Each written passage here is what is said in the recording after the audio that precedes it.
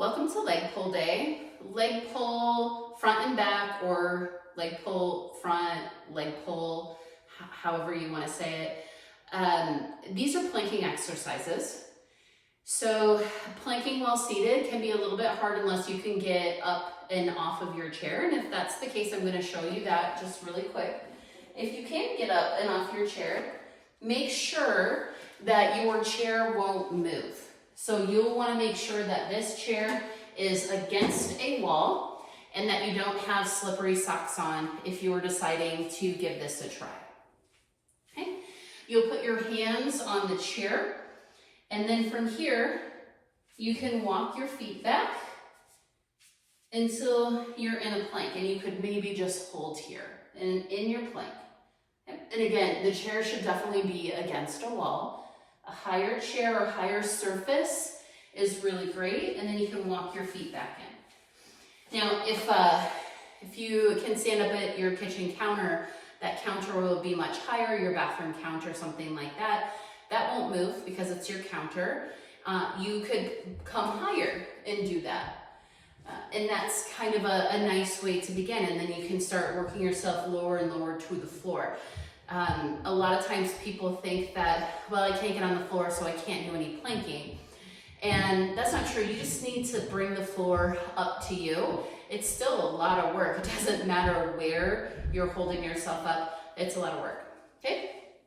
So another variation that I kind of like to do with people is rounding the back up a little bit. You can also do this in a flat back if you can't round your back.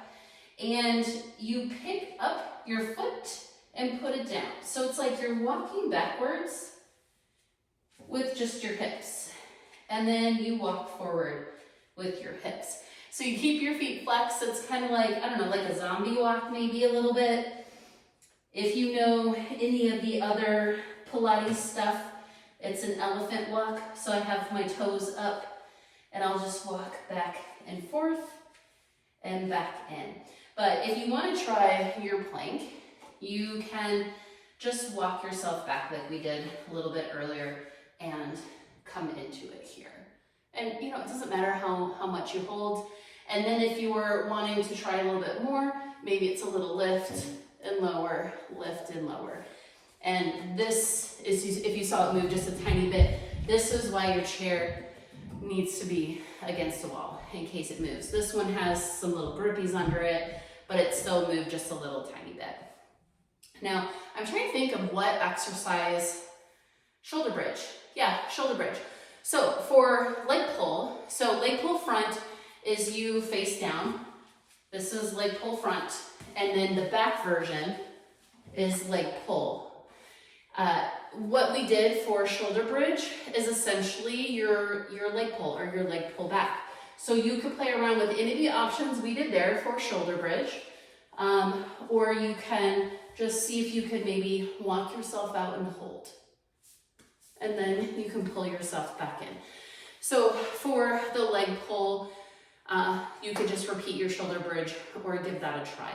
I think a lot of times, again, people think that they can't do any bridging work or anything like, or not bridging work, plank work if they aren't on the floor. And it's just like, there's such a range of things that we can put our hands on to do a plank. So just find something and give it a try. Like you'll be surprised how hard it is. It's always hard for me.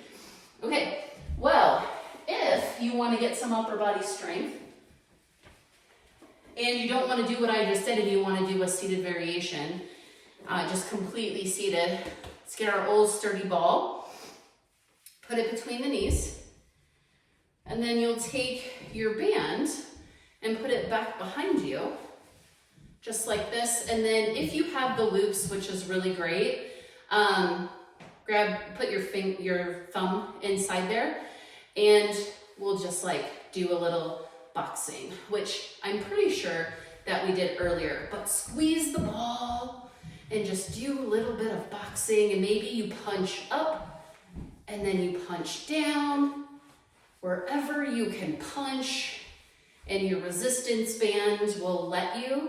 So for this band, it's like, you know, I'm thinking it's pretty light. And after I do a few of them, I'm like, whew, that's pretty tough. So I thought this was pretty light. And then when you start going up and down and punching quite a bit, it gets a lot tighter, which is kind of nice. The other thing about this particular band is I can make it even shorter. And that'll add a little extra strength work to it. Now, if you have like your regular band, the elastic ones, we'll say. So cool tip that we do at the studio, this was not my idea, is you tie a knot at each end. And then you have a little something like that knot can serve as a place for you to hold between your thumb and your finger if you don't have this cool little contraption here. So that's just something that you can do. And why punching? Like doing our punch, like if you don't have one, you could get some weights and punch as well. Go up and down. There's some really, really nice feedback of having a resistance band behind you instead of just having free weights out in front of you. So that's just why I would use a resistance band here. But if you have weights and you don't have a resistance band, it's easier for you to hold them. Give that punching some try. Because if you think about like the punching, when we're holding ourselves up in a plank, it's a lot of those same muscles. So that's why I think a little boxing is kind of fun there, and you can do a lot of things with it. So anyway, I hope you enjoyed that one. So give any of these a try. It's super fun.